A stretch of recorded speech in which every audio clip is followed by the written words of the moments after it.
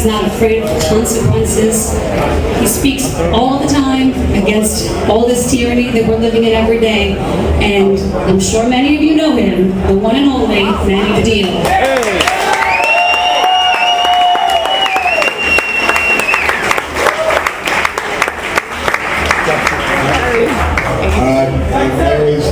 Every single time I am in a room with such, I'm completely humbled right now by just this turnout right here. And I want to say thank you again. Last night I said thank you to the bunch that we were with, the heroes that I consider every single one of us here, because we are a very small part of the population of this country, population of this world. But the knowledge that we have, and the knowledge that we have because of the passion that we have, that we bring to so many others, I just want to say thank you from my family and the 3,000 others that lost someone on this day. Thank you so much, everybody.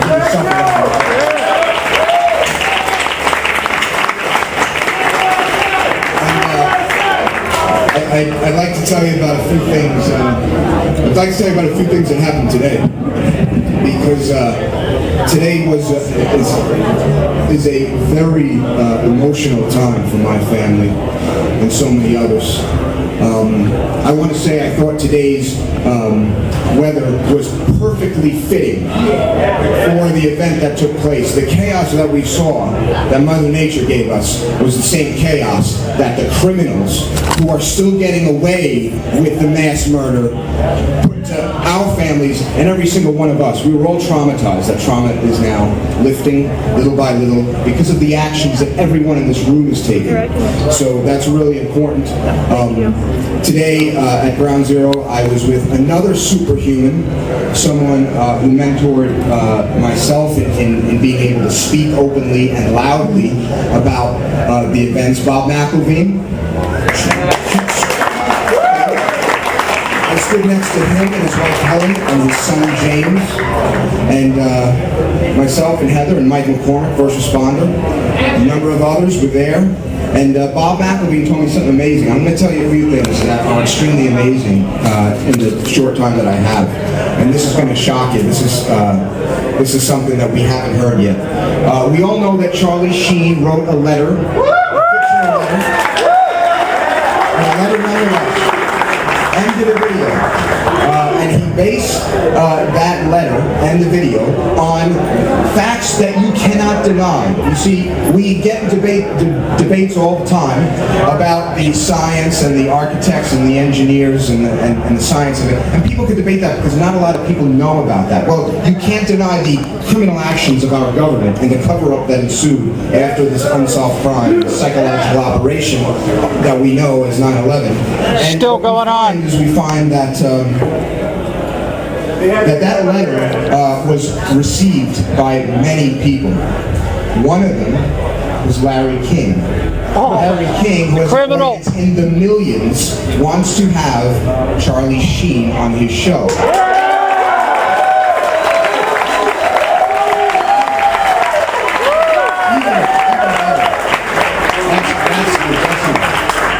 And that's just one person that's going to have him on. He's going to have many shows that he'll be on, but this is the kicker.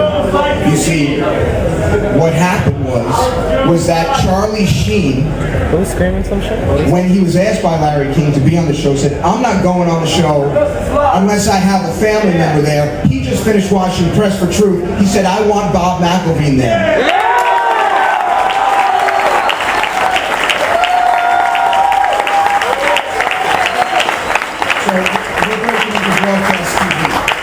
And we're going to get there, okay? We're going to get to the truth in the myriad of ways that we're doing it. We're going to get to the justice that's due my family, the justice that's due the tens of thousands of sick and dying first responders that were lied to, the ones who we're raising money for. Every dollar you put right on that table over there is going directly to help out the heroes that went in to rescue and recover my uncle's body.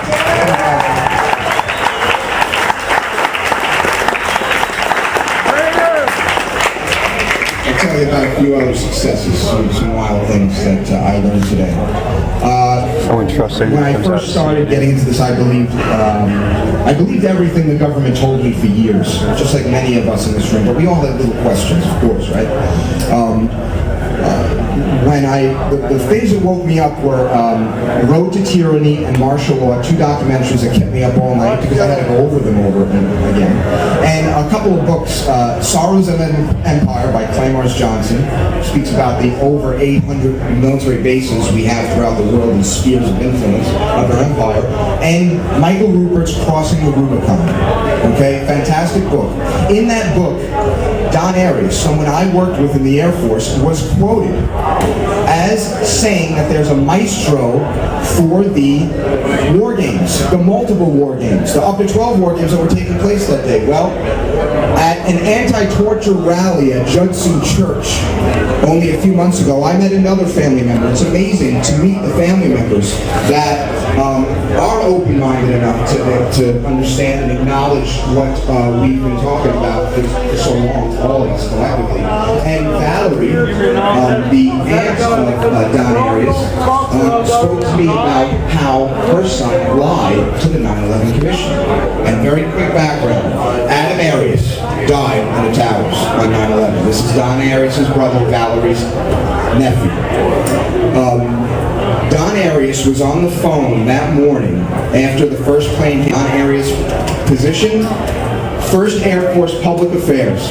First Air Force, before the Department of Homeland Security, was responsible for all air defenses here in the United States. These are guard units and reserve units that are set up with F-15 interceptors. They get to targets within 10 minutes. Literally, the pilots are like firemen. They sit around in their uniforms, and the minute there's something that comes up, they just get right into the hangar, and the plane's off the ground within 3 minutes. Okay? This happens all the time, and even though these war games were taking place, it didn't matter. We had multiple interceptors available at multiple places in the U.S. Don Arias, being in charge of First Air Force Public Affairs, got all the media calls that morning. Well, he told his brother, after hearing that a plane hit the North Tower, he called his brother in the South Tower, and he told the 9/11 Commission that I told my brother that he should leave because it may not be safe there. Well, speaking with Valerie this evening, just before I came here today, Valerie mentioned that's not the story that Don told the family 8 days after 9/11, when they found Adam Arias' body. That was not the story Don told his family. Don told his family, unlike what he told the 9/11 Commission, that I called Adam and I told him to get out of the buildings because there's another one on the way. How did this officer working for First Air Force know that a second plane was going to hit the tower that his brother was in? This is obvious foreknowledge. The foreknowledge we find throughout even the official story. But what we found over the years is that there's tremendous foreknowledge. More stories from today. I was interviewed by NBC News. I was interviewed by a number of radio stations here in the U.S. U.S. talking to Spain today? And in France and in England concerning the success and the democratic actions taken by 80,000 New Yorkers signing a petition to have an investigation.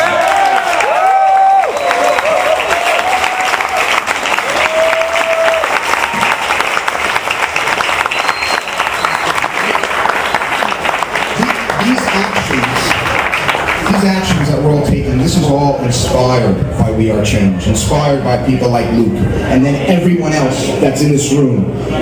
We do inspire others. Okay, you have to know that. You have to know that we do bring an empowering message of knowledge and hope. Okay? So what we find now is that these different stations are now covering the fact that we're looking to get a new, impartial, non-political, subpoena-powered, privately funded investigation into the mass murder of 3,000, my uncle included, the unsolved crime of 9/11. Yeah.